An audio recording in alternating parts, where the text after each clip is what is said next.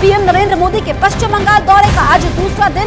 PM Narendra Modi आज नादिया के कृष्णानगर में जनसभा को संबोधित करेंगे। पश्चिम बंगाल की अपनी यात्रा के दूसरे दिन पीएम मोदी कई परियोजनाओं का उद्घाटन करेंगे। पीएम नादिया के कृष्णानगर में दामोदर घाटी निगम की रघुनाथपुर बिजली परियोजना के दूसरे चरण की आधारशिला रखेंगे। इस परियोजना पर 11,336 करोड़ रुपए की लागत आएगी। तो कई परियोजनाओं का उद्घाटन पीएम मोदी करने वाले हैं। थर्मल पावर स्टेशन के दूसरे चरण की आधारशिला भी रखेंगे। और हमने कल दिलचस्प तस्वीर भी देखी थी जब ममता बनर्जी खुद पहुंची थी राजभवन में मिलने और बंगाल की मिठाई लेकर गई थी। ये कहा गया था। आशिका हमारे साथ लाइव मौजूद है। आशिका, हम उस तस्वीर का जिक्र कर रहे थे, कल एक प्रोटोकॉल के तहत भी ममता बनर्जी मिली थी, लेकिन जो आज पीएम मोदी का कार्यक्रम है इसके बारे में आप विस्तार से बताइए और पश्चिम बंगाल की जनता को इससे कितना फायदा होगा?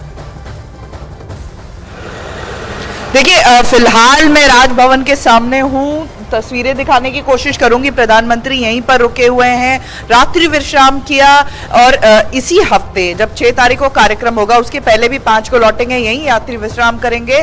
साथ ही साथ कृष्णनगर में आज जो जनसभा होगी वो खास होगी। सरकारी परियोजनाएं भी, कल भी बड़ा तोहफा पश्चिम बंगाल को दिया, 7,000 करोड़ से ज्यादा की परियोजनाएं पश्चिम बंगाल को दी प्रधानमंत्री ने। और साथ ही साथ बात अब ममता बनर्जी की कर रही थी। इसी राजभवन में ममता बनर्जी मिलने आई थी प्रधानमंत्री से। करीब 20 मिनट तक दोनों की 1-to-1 मुलाकात रही। ममता बनर्जी ने निकलकर कहा है कि मेरी किससे मुलाकात होती है तो राजनीतिक बातें कम और इधर उधर की बातें ज्यादा होती हैं। तो ये ममता बनर्जी ने कहा। हालांकि इसके पहले भाजपा के नेता शुवेंदु अधिकारी वो कटाक्ष करते हुए ट्वीट कर चुके थे ममता की मुलाकात पर। जसप्रीत, ठीक है आशिका, नजर में रखिए, आगे आपसे अपडेट लेंगे। पीएम मोदी के पश्चिम बंगाल दौरे से जुड़ी एक और बड़ी खबर आपको बता दें। कल ममता बनर्जी ने राजभवन पहुंचकर पीएम नरेंद्र मोदी से मुलाकात की। जानकारी के मुताबिक ममता बनर्जी बंगाल की मिठाई लेकर पीएम मोदी से मुलाकात करने के लिए पहुंची थी। और जैसा कि हमारी सहयोगी आशिका ने बताया कि ममता ने कहा कि राजनीतिक बातें नहीं हुई। पश्चिम बंगाल में पीएम मोदी ने संदेश खाली के मुद्दे पर ममता बनर्जी सरकार से सीधे सवाल पूछा। साथ ही पीएम मोदी ने इंडी गठबंधन पर भी निशाना साधा। सुनिए जरा।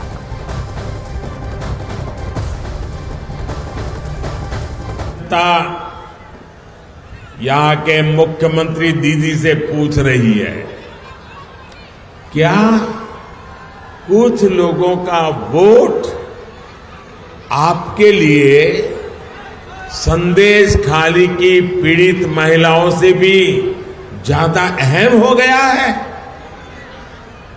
अरे शर्म आनी चाहिए। इंडी गठबंधन के बड़े बड़े नेता संदेश खाली पर आंख, कान, मुंह, गांधी जी को जो 3 बंदर थे ना, उन 3 बंदरों की तरह आंख, कान, नाक, मुंह सब ये बंद करके बैठे हैं। पटना, बेंगलुरु, मुंबई, न जाने कहां कहां ये साथ मिलकर बैठकें करते हैं, लेकिन क्या लेफ्ट और कांग्रेस ने यहां की सरकार से, यहां के मुख्यमंत्री से जवाब मांगने की हिम्मत की क्या? इन लोगों से संदेश खाली की इन बहनों की तरफ एक नजर देखा भी नहीं गया। पीएम मोदी के जम्मू कश्मीर दौरे से पहले खुफिया एजेंसियों ने अलर्ट जारी कर दिया है। खुफिया एजेंसियों के सूत्रों के मुताबिक घाटी में आतंकी घटना को अंजाम देने की पाकिस्तान खुफिया एजेंसी ISI की बड़ी प्लानिंग है, जिसको लेकर देश की खुफिया एजेंसियों ने अलर्ट जारी कर दिया है। सूत्रों के मुताबिक जम्मू कश्मीर में सुरक्षा बलों के 2 बड़े ठिकानों पर आतंकी हमला हो सकता है। तो पीएम मोदी के दौरे से पहले यहाँ पर खुफिया एजेंसियों ने अलर्ट जारी किया है, बड़ा हमला हो सकता है। तो यहाँ पर सुरक्षा बलों के ठिकानों को निशाना बना सकते हैं आतंकी। ISI का आतंकवादियों पर हमला करने के लिए दबाव है। पाकिस्तान की खुफिया एजेंसी ISI ये दबाव बनाती है और किस तरीके से आतंकियों को पालती पोसती है ये सबको मालूम है। ओपी तिवारी हमारे सहयोगी लाइव मौजूद हैं। ओपी, ये बड़ा अलर्ट पीएम मोदी के दौरे से पहले, इसको किस तरीके से देखें? एक बार फिर से नाम ISI का है। बिल्कुल जसप्रीत, मैं आपको बता दूं कि धारा 370 हटने के बाद प्रधानमंत्री नरेंद्र मोदी की ये पहली घाटी यात्रा है और इस घाटी यात्रा के दौरान आने वाले 7 मार्च को प्रधानमंत्री श्रीनगर से पूरे जम्मू कश्मीर के अवाम को एक बड़ा संदेश देंगे कि धारा 370 के हटने के बाद जम्मू कश्मीर का किस तरह से प्रतिदिन विकास दर विकास हुआ है।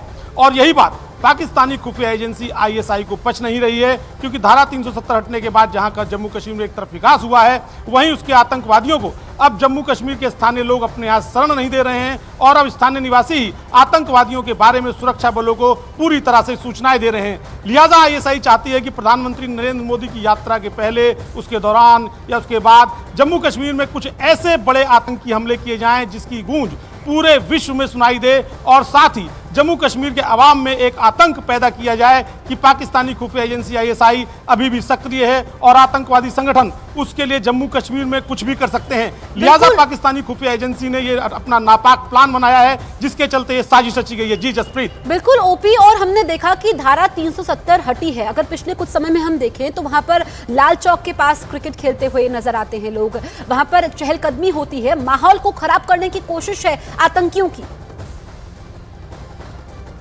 बिल्कुल जसप्रीत, और मैंने जैसा आपको बताया कि जम्मू लाल चौक के पास जो लोग क्रिकेट खेल रहे हैं या पूरे जम्मू कश्मीर में जिस तरह से फिल्मों की शूटिंग हो रही है, लोग वहां पैसे लगा रहे हैं वहां के डेवलपमेंट के लिए, यह बात पाकिस्तानी खुफिया एजेंसी को पच नहीं पा रही है, क्योंकि उन्हें लगता है कि उनका ऑपरेशन कश्मीर पूरी तरह से फेल हो गया है, जिसके बिहाफ पर वो पाकिस्तानी अवाम को पूरी तरह से मूर्ख बना के पैसे इकट्ठा किया करते थे।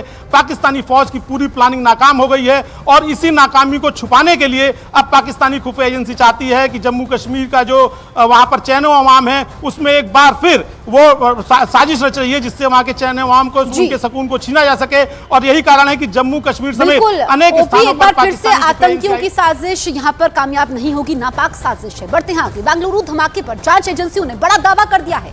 बाजार से केमिकल खरीदकर बम बनाने की आशंका जताई गई है। कंप्यूटर पर वीडियो देखकर बम बनाने का दावा किया गया है। धमाके का मकसद दहशत, आतंक फैलाना था। धमाके से पहले आरोपियों ने जगह की रेकी भी की थी। ये बड़ा खुलासा हुआ है। आप ये समझिए कि इंटरनेट से बम बनाने की वीडियो देखी गई, केमिकल खरीदा गया और कंप्यूटर पर वीडियो देखे गए। ये बड़े दावे हुए हैं। धमाके का मकसद दहशत, आतंक फैलाना था। ओपी तिवारी हमारे साथ लाइव मौजूद हैं। ओपी, ये चिंताजनक है। वीडियो देख करके ये कैसे बम बनाया जाता है ये देखा गया, बाजार से केमिकल खरीदा गया और मकसद सिर्फ दहशत और आतंक कायम करना था। बिल्कुल जसप्रीत, मैं आपको बता दूं, अगर आप समय पर ध्यान दें तो इस समय भारत में चुनाव होने वाले हैं और जहां पर ये विस्फोट हुआ है वो IT का एक बड़ा हब माना जाता है। कई प्रतिष्ठित हस्तियां वहां पर, नामचीन हस्तियां वहां पर आती भी हैं और एक वर्ग विशेष का ये अखाड़ा भी माना जाता है।